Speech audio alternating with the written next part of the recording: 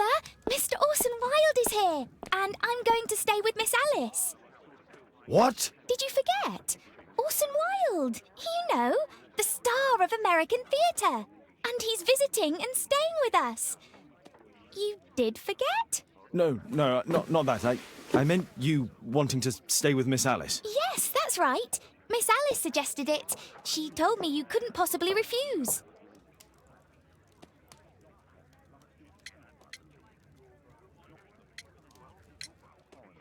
If it's really what you want. It's the perfect solution, Mr. Holmes. Don't you agree? Guess what, Mrs. Hudson? Mr. Wilde is here to study my father's character for his next play. And he won't be disappointed, will he? Father is so pig-headed. I can't believe it! The great Sherlock Holmes standing in front of me! I'm sure that our two brains will... Brains.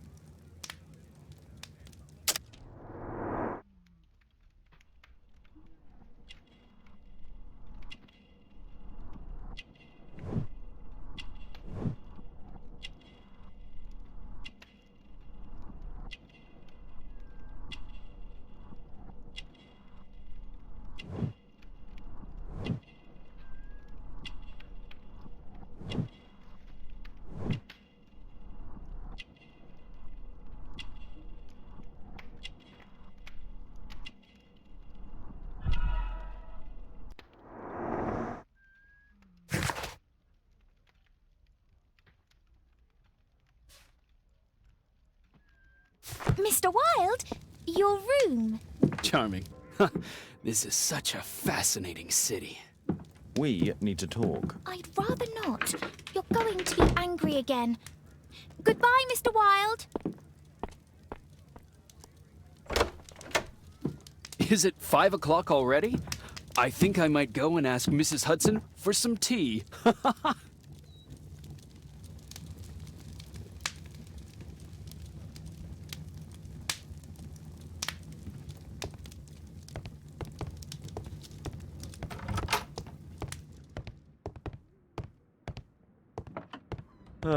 Wilde's already making himself at home.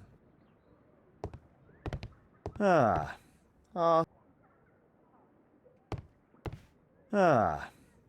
star in the role of Hamlet.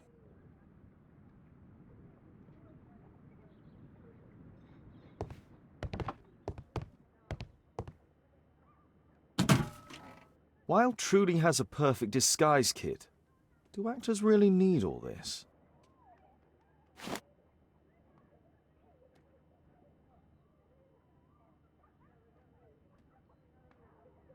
I use the same brushes for makeup.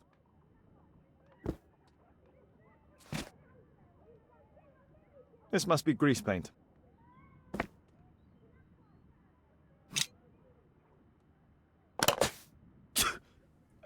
Face powder of an excellent quality. I forgot my hat. Father?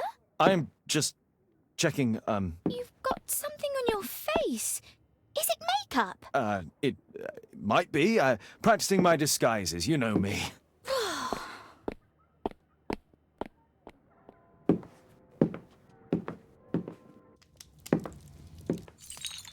No, don't touch that! No!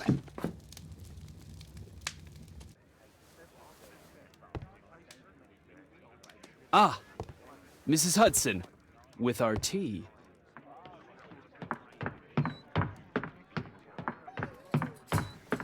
Not quite. We have a visitor. However, the lady is not so much angry as perplexed. Good day to you, gentlemen. My name is Mary Sutherland. I have come to you, Mr. Holmes, because I would give everything I have to know what has become of Mr. Hosmer Angel. Why the haste, Miss Sutherland? Mr. Hosmer Angel has disappeared, and my father, Mr. Winterbank, will do nothing. It makes me so angry.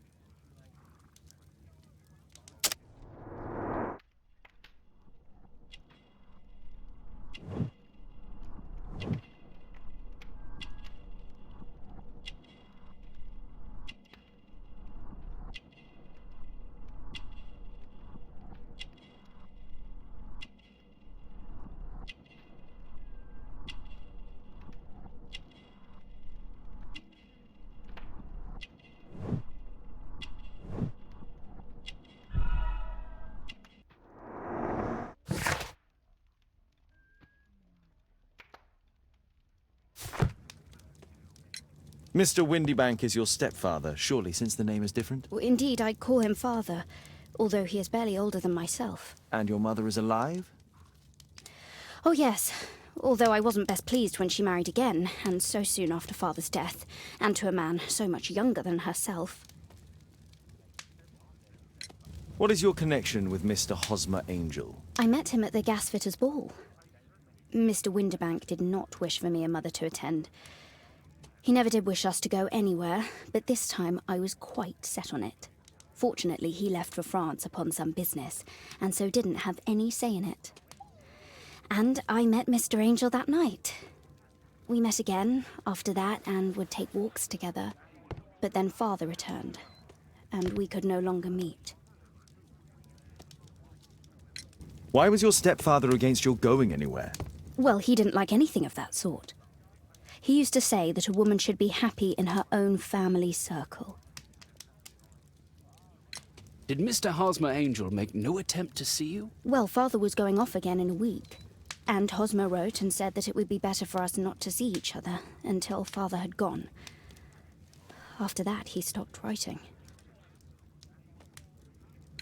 Where does Mr. Angel live? I don't know exactly. I address all of his letters to the Leadenhall Street Post Office for collection. Were you engaged? Oh yes, Mr. Holmes. Right after the first walk that we took.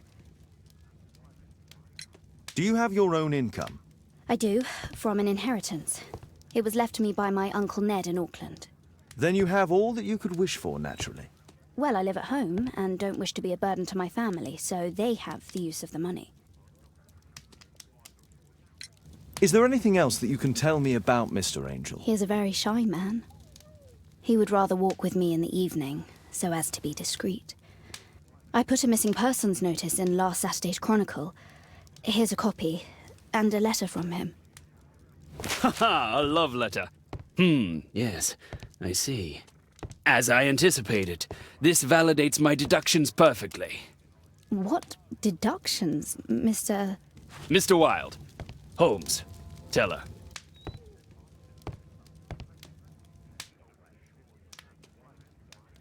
A love letter? Aren't you dying to read it, Holmes? Mr. Holmes, what do you think about the letter on the table? Do you think it might help?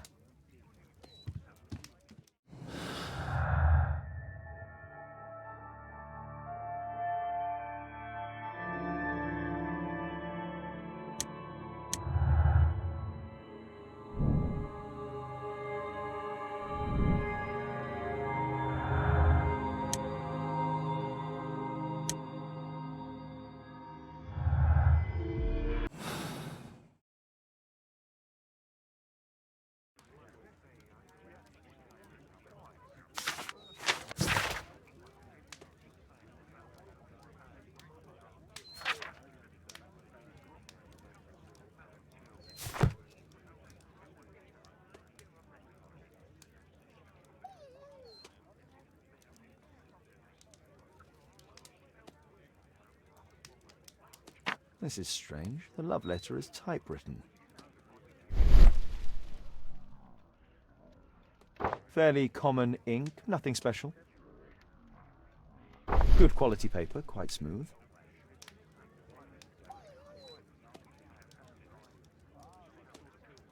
We had a wonderful time together, didn't we, while your father was in France? I'm waiting for the moment when your stepfather leaves once more. Miss Sutherland only met with Hosmer Angel while the stepfather was absent. Hosmer Angel decided not to leave his signature. Let's study this letter more closely. There are some letters with typographical defects. Miss Sutherland, do you have any other letters from Mr. Angel? Unfortunately not. But I've brought my father's letter from Paris. Here it is. The stepfather's letter is also typewritten.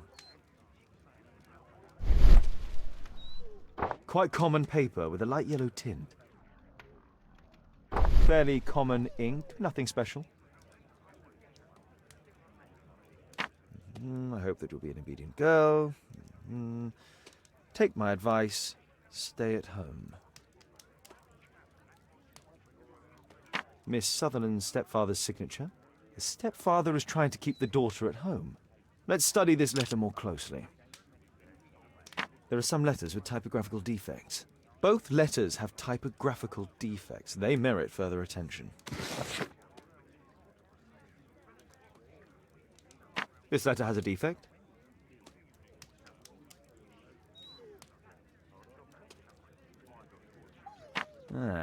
It's the same letter with the same defect in both instances. One more letter with a defect. Another letter match with the same defects. One more letter with a defect. Another letter match with the same defects. So, based on the specific defects, we could say that these letters were composed on the same typewriter.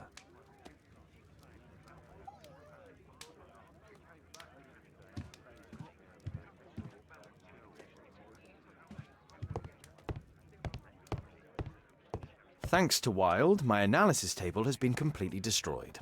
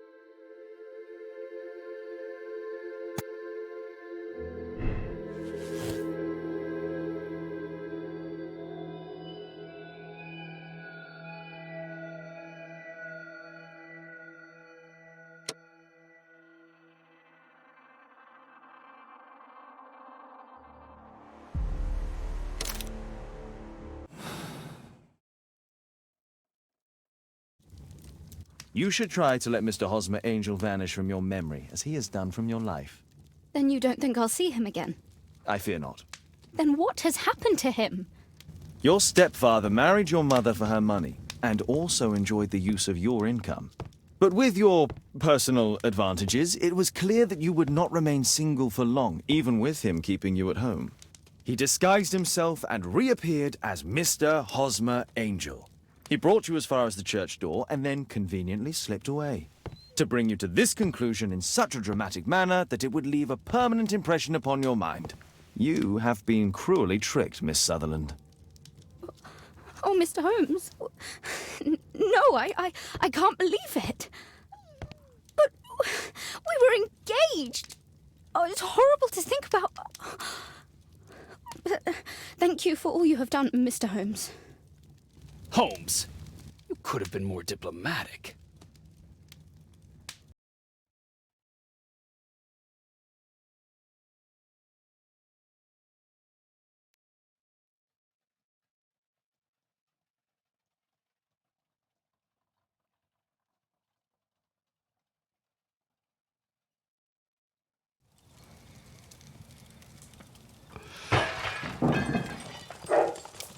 What is going on?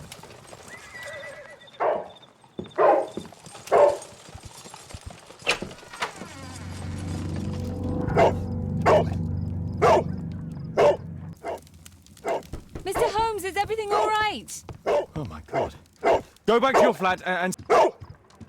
Calm down, Toby. Now, let's see what this contains. It's ticking.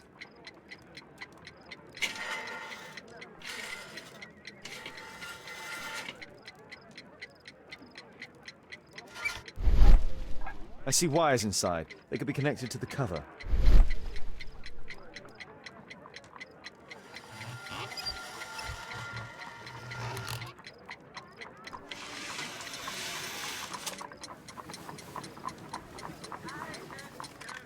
A fancy ticking homemade gift from a secret admirer.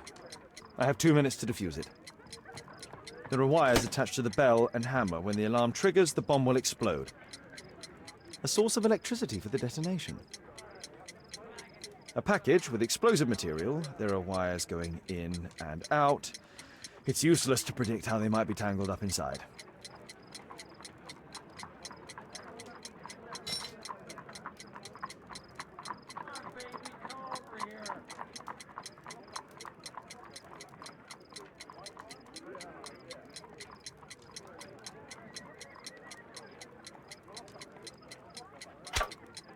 Whew.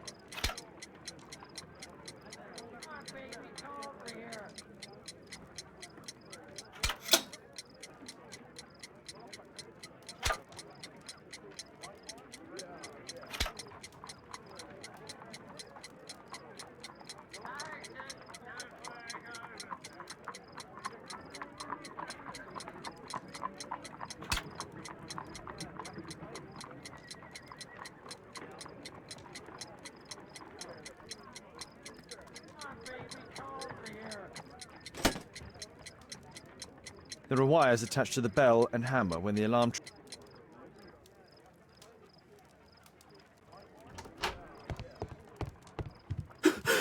What happened? Just a small bomb. Somebody wants to kill me? What for? I don't believe that you were the target. Who then? Mr. Holmes, are you all right? I saw the bloke. I tried to catch him, but he escaped. Can you describe the man? He was thin, about 5'5", with black hair and a hair lip. Wiggins, tell us everything you saw. The fellow was watching your place, so I thought maybe he's a client. But then he took something out of his jacket and threw it, smashing your window. I shouted at him and he took off. I grabbed him by the sleeve, but he wriggled out of his jacket and left it. I'm sorry I didn't catch him, Mr. Holmes. You did very well, Wiggins. Now, let's take a look at that jacket. Here it is. Good job, Wiggins. Here's a penny. Oh, thanks, Mr. Holmes.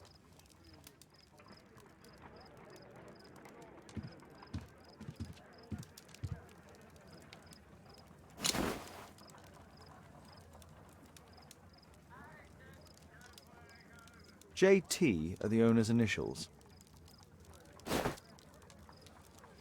Let's see what's inside.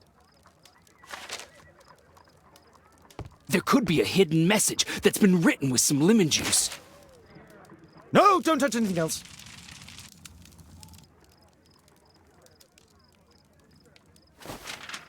There are ink stains on this piece of paper. I could read the text with the help of my analysis table if Wilde hadn't already destroyed it.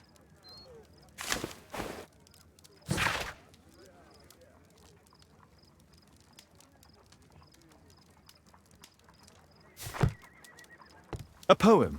But what does it mean? This isn't a poem. It's a song called Rally Mohawks. That great moment when America rebelled against England's dominance. Then rally, boys, and hasten on to meet our chiefs at the Green Dragon.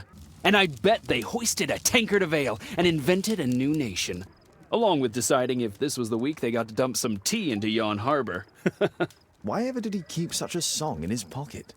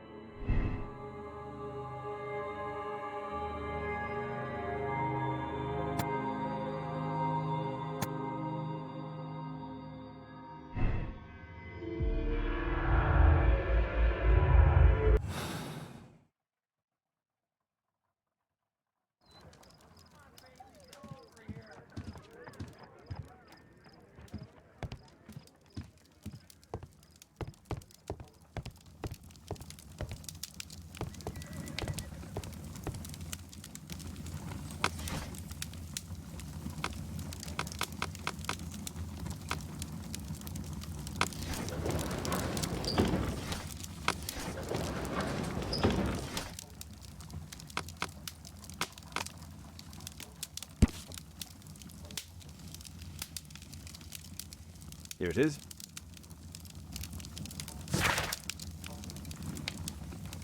That's all I can do for now. Let's try and get a few hours of sleep. How can you sleep when there is someone trying to kill me? How selfish.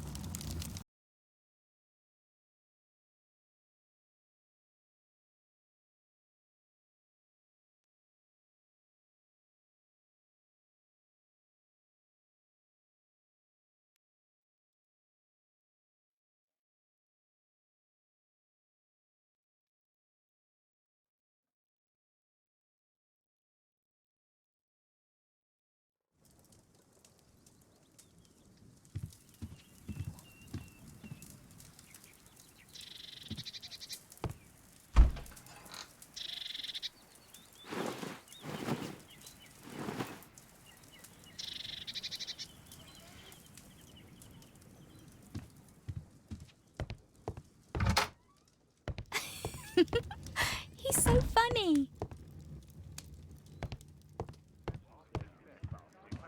Oh my, I see you and Kate are best friends already. It's incredible how quickly Mr. Wilde has understood Father. Did you sleep well, Kate? Very well, thank you, Father. Is that Wilde? Whatever is he doing now? He's transforming you into a legend. Oh, silly man. Kate, what's the matter? Well, I just came by to tell you that I'm going to the zoo with Alice. We'll be having lunch in town. The zoo? What on earth for? Perhaps because it is my birthday today?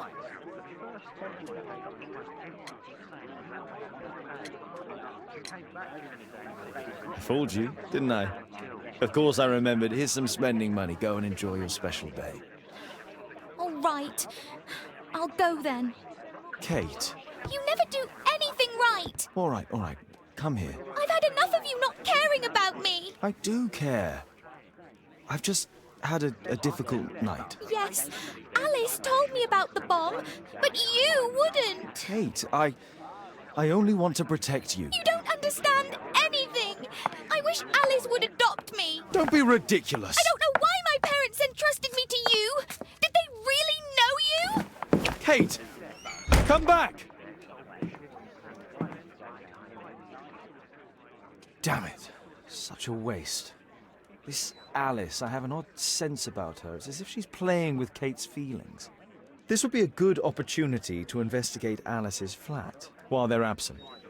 And anyway, it'd be better to visit the Green Dragon Tavern during the evening.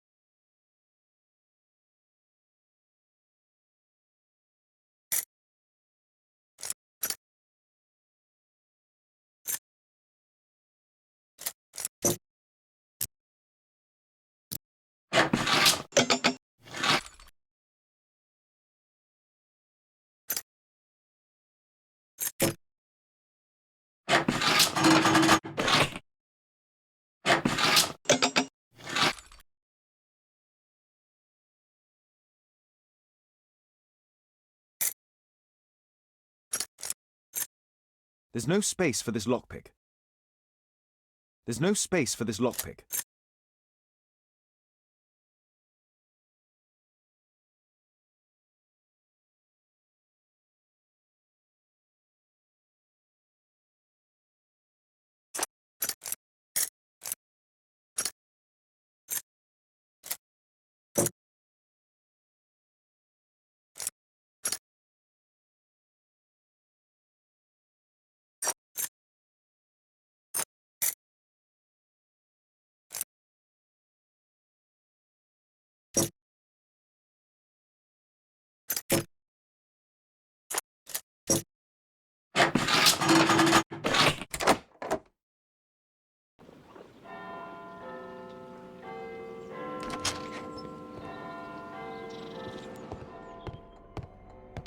It appears that Alice sleeps in this armchair, as uncomfortable as that must be.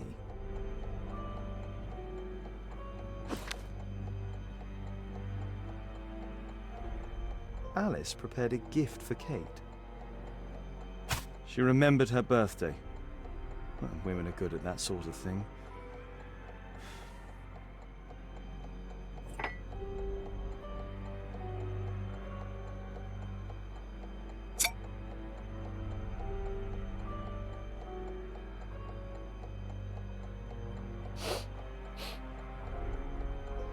It has no smell.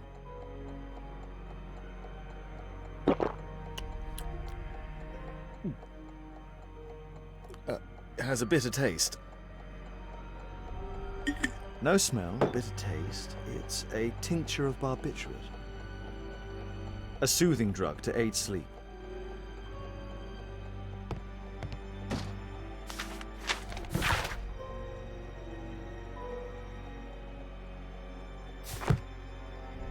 Alice has recently used this.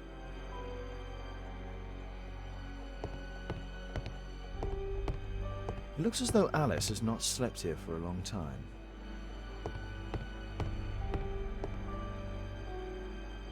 A phonograph cylinder.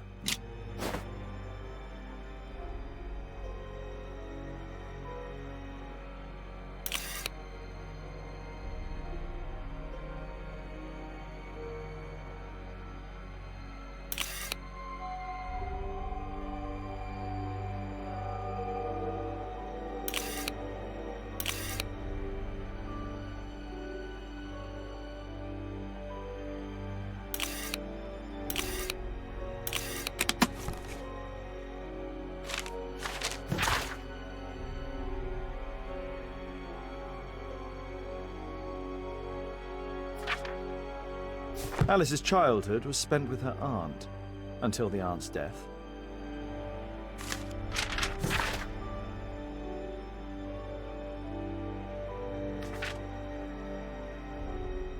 Alice was unhappy with all of her adopted families.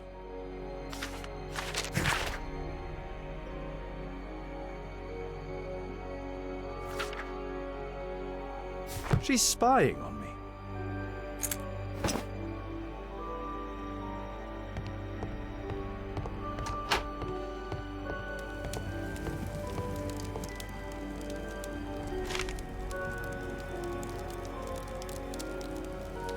Her full name is Alice Floella Hamilton. Strange taste in literature. Sarah de Bouvier is Alice's mother.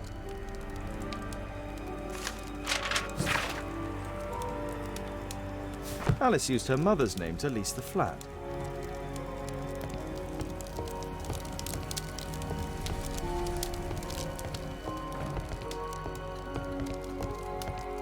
Kate probably sleeps here.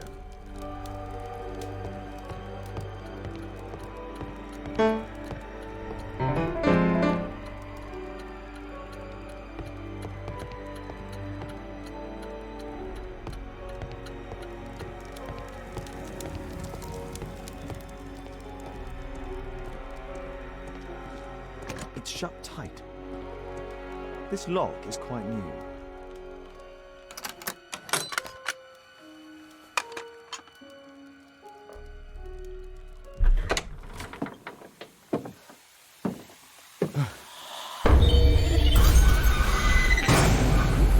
Oh my God.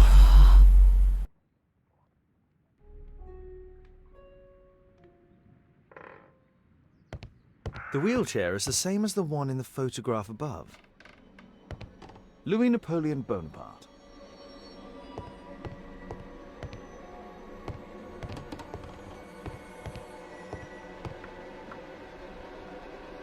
It's my distant ancestor, Horace Vernet. William Hamilton. But I know him. He was a bandit who I arrested 20 years ago.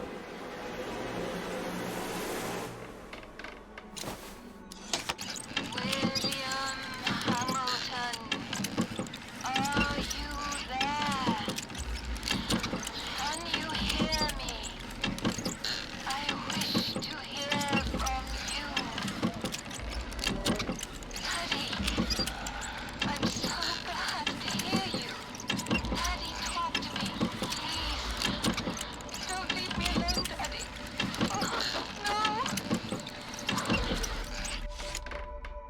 Alice is talking with her father, William Hamilton.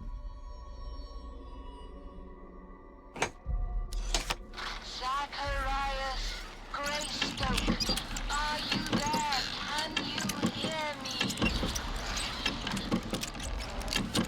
You're wounded.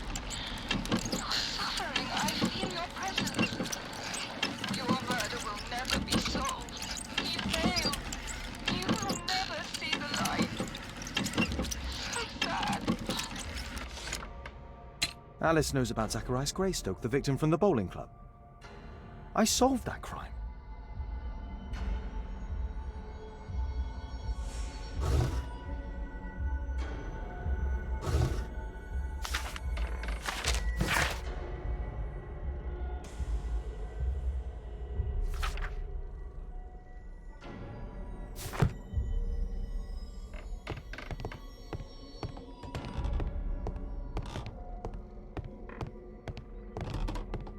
Abraham Lincoln. My word, look at this setup. Alice practices spiritualism. Charles Darwin, English naturalist and geologist. I finished here, time to go.